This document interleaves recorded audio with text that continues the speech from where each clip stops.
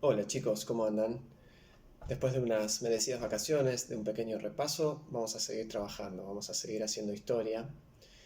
Así que vamos a la temática de esta semana, que es el fin de la Edad Media, la caída de Constantinopla y un tema que ustedes sobrevolaron a principio de año con la profesora anterior, que es la expansión ultramarina. Vamos al video. Decía recién, y retomando el video anterior, la clase anterior, previa al inicio del receso invernal, habíamos quedado con una Edad Media ya finalizando con novedades como la revitalización del comercio. Ustedes saben, esto acompañado por las cruzadas que dieron con una gran novedad para los europeos, que eran los lujos árabes, los lujos asiáticos. Continuaron los siguientes siglos con distintas situaciones en Europa, una mejora en los cultivos que permitió que haya mayor cantidad de personas en Europa, una explosión demográfica, esto en el siglo XIV, que también tiene, como hemos charlado en algún momento en las clases de este año, tuvo también Europa atado al crecimiento de población, al renacimiento de las ciudades y al gran aumento del comercio, a la revitalización del comercio, hubo una consecuencia inesperada que fue la gran peste del siglo XIV, con esas alimañas que venían en los barcos desde Oriente y que traían esta enfermedad que fue tan fatal. Aquella pandemia, déjenme decirles, por eso yo les quería decir, mucho más dura que la situación que estamos atravesando actualmente. Ojalá se mantenga así. Pero siguiendo con lo que es esta temática, tenemos entonces una Europa, ¿sí? Ya en el siglo XV, que es el fin de la Edad Media, una Europa renovada, con algo que ustedes también vieron con la profe anterior, una novedad en el arte, la arquitectura, surgen los grandes arquitectos, surgen los grandes artistas como Leonardo da Vinci y Miguel Ángel, el renacimiento de toda la cultura europea, basándose en los antiguos clásicos y agregando las novedades de la época, como por ejemplo en el arte pictórico, ustedes saben, el uso de la perspectiva. Pero no nos vayamos por las ramas, vamos a lo que les comentaba. Algo muy importante que fue el hecho de la caída de Constantinopla. ¿Y de qué hablamos cuando hablamos de Constantinopla? Estamos hablando de una ciudad muy importante desde la antigüedad. Constantinopla una, en realidad era una ciudad que se llamaba Bizancio, no quiero confundirlos, pero en realidad era una ciudad griega en la antigüedad, y cuando el Imperio Romano se hizo tan grande, los romanos, y en particular un emperador, el emperador Constantino, refundó la ciudad de Bizancio llamándola Constantinopla, en honor a su propio nombre, ¿no?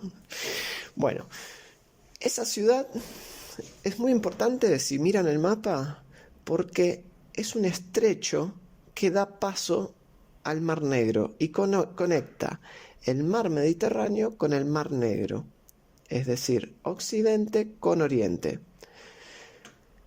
Con el paso del tiempo, el Imperio Romano, luego de que se refundara Bizancio bajo el nombre de Constantinopla, claramente en control del Imperio Romano, quizás recuerdan de primer año de Ciencias Sociales que cuando el Imperio Romano se hizo tan grande, lo que hizo fue dividirse en dos imperios, el Imperio de Occidente y el Imperio de Oriente.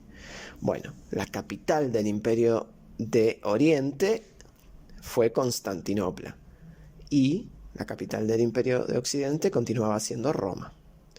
Lo charlamos hace unas cuantas clases atrás. Acuérdense que el inicio de la Edad Media es con la caída de Roma bajo las invasiones bárbaras y la caída de todo el orden que había en Europa, en la Europa occidental.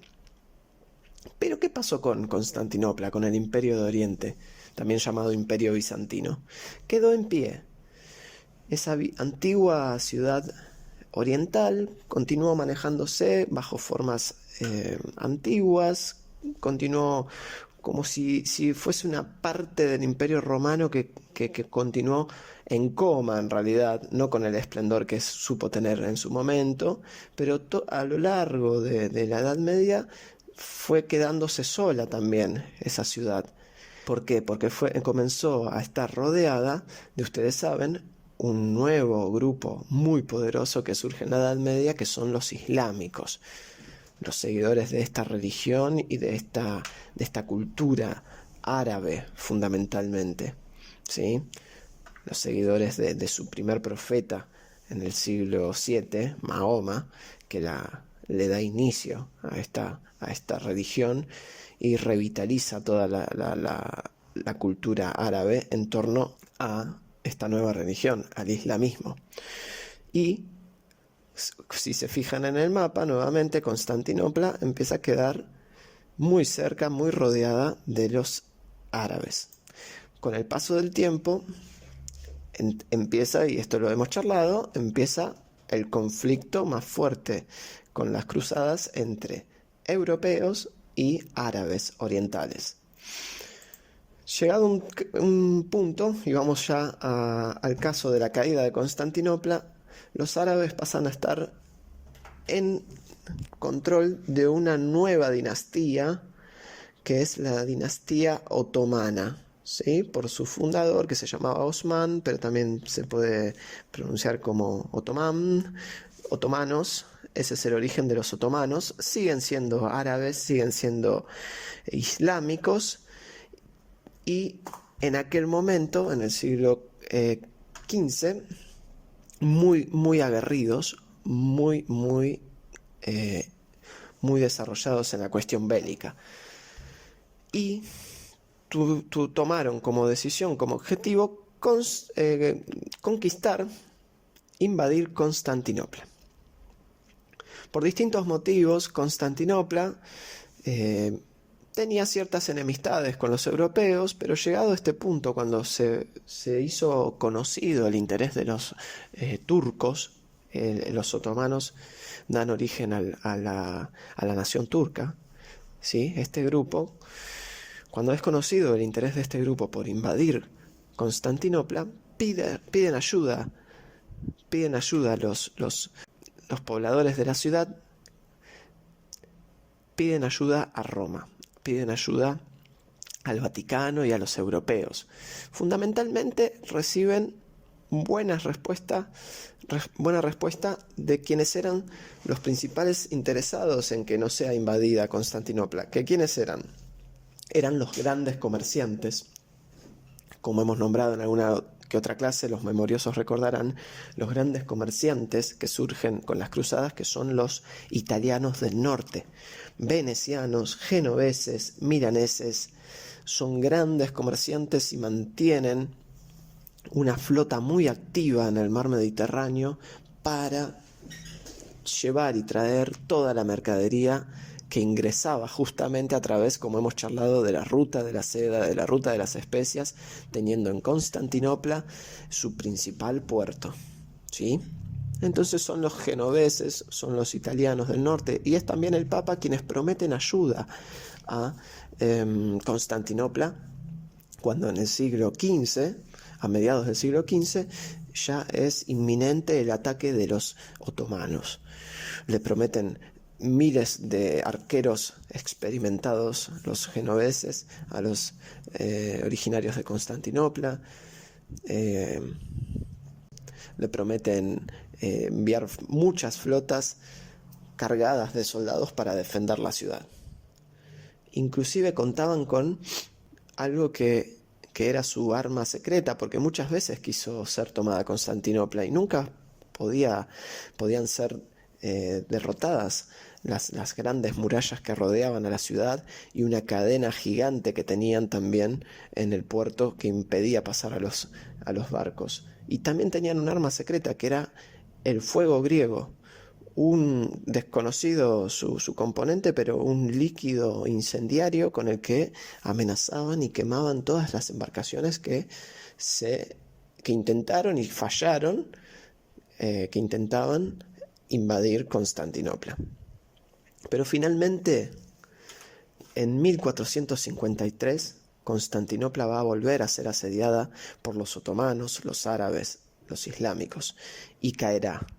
Si vemos los números, podemos ver que ya tenía una desigualdad muy marcada. Bizancio contra los otomanos. Constantinopla contaba con 50.000 habitantes nada más.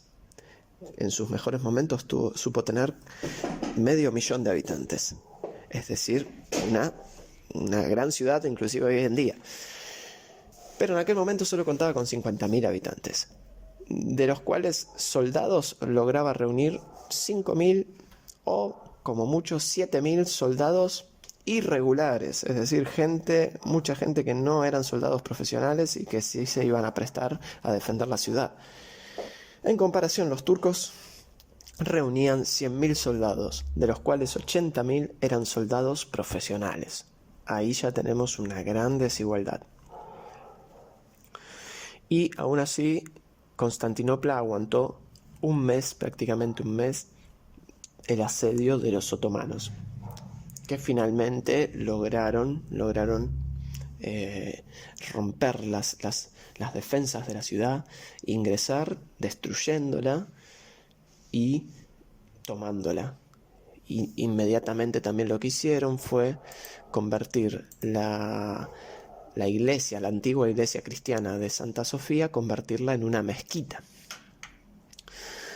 Como gran consecuencia, y este es el motivo de toda esta charla, de este video y de esta clase, por lo menos en parte, porque ustedes van a tener más actividades para hacer en la carpeta, pero como gran consecuencia de esta invasión y de esta caída de lo que se supo llamar el Imperio de Oriente, al caer la ciudad de Constantinopla, vamos a tener una gran consecuencia, que es el estrepitoso fin del comercio entre Europa y Asia.